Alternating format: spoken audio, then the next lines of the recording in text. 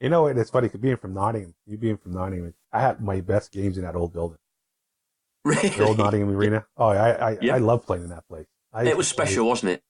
It was, and then I know we didn't touch base on the old Nottingham Arena, but I tell you, I loved it. I loved the atmosphere there, and I loved, the locker room was right next to the bar. It was so funny. We used to come out and go And straight there. that's right. And of course, you used to at that time. I don't know what it's like in the USA, but over here you can't smoke in a public place. But of course, Yeah. in the old Nottingham Arena, you used to go down the steps from the Oh, ice, as you say, turn left to the dressing rooms. The bar was there, and you get a crowd of people. The atmosphere was thick with oh, smoke. it was, and it's it's crazy, and that's between periods too. And that was the worst thing about it. It was between periods, Yeah. so they're in there smoking away, and the locker room's right next door to it. And all you go, oh God, what's that smell? And, yeah, it was unbelievable. It's yeah. Oh, it's also another thing is like, so we used to, a lot of the guys would never come into the locker room right away. They would sit outside for a bit, kind of get their, Oh yeah. not their breath, but kind of get their, before they went into the locker room. And the fans are there, and you're talking to the fans, during your game as well. And it was just something different. It was just totally, British hockey back then was just totally different. Well, yeah. I mean, it has got far more professional these days, which is in itself is a good thing. But Yeah. we look back at the old time, and we tend to think over here certainly that it was the golden age of UK ice hockey, because obviously when you got three imports only and the rest were Brits, Yeah. it was our own going on the ice to do battle. Exactly. And that's what it was all about. And again, that created more bums on seats coming in because they wanted to see the local lads or the next door neighbour's lad or whatever. And it created that great atmosphere. And when the kid line came on, it raised the game even more. You're right about that. You know what? The kid line is a great terminology because those kids were kids. They were like 15, 16-year-old kids playing against men. But not at times they were actually playing against each other, which was okay. But a lot of times, power play opportunities, penalty killing opportunities, some of these younger kids were coming on and playing against men at the time.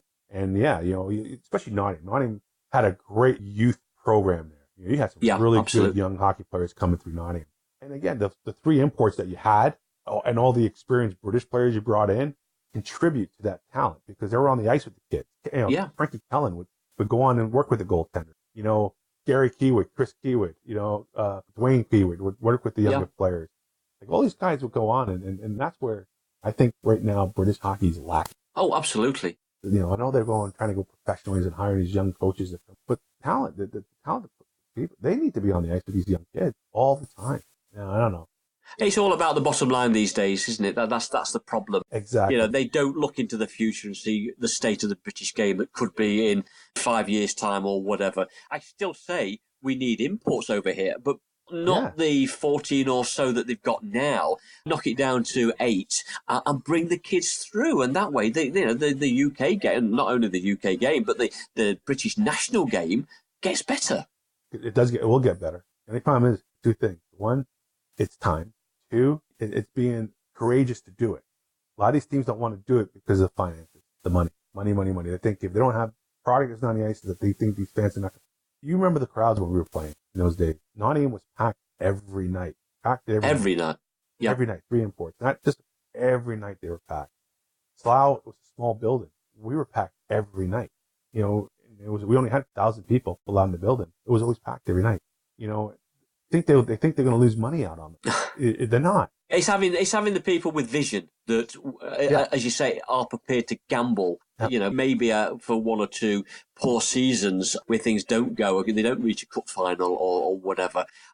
Just having the foresight to say, let's do it. And maybe a few fans might go, but at the end of the day, I always say it's nice having this pro setup with these players, but did we not enjoy the game just as much then in the 80s and 90s, or certainly the 90s?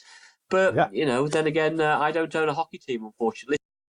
Charlie, it's been fantastic talking to you. I do appreciate you doing this for us. And brilliant. I'll let you go now because we're on nearly 90 minutes, hour and a half. So, thanks, Ken. I really appreciate it. And good luck in the future. Yeah, I appreciate that. And good luck with the job. And I hope the Admirals do a bit better than they're doing at the moment. Oh, yeah, they're struggling. I was struggling. But, yeah, again, that's hockey, like you say. Absolutely. Anyway, thanks, Charlie. Take care. Bye. Bye.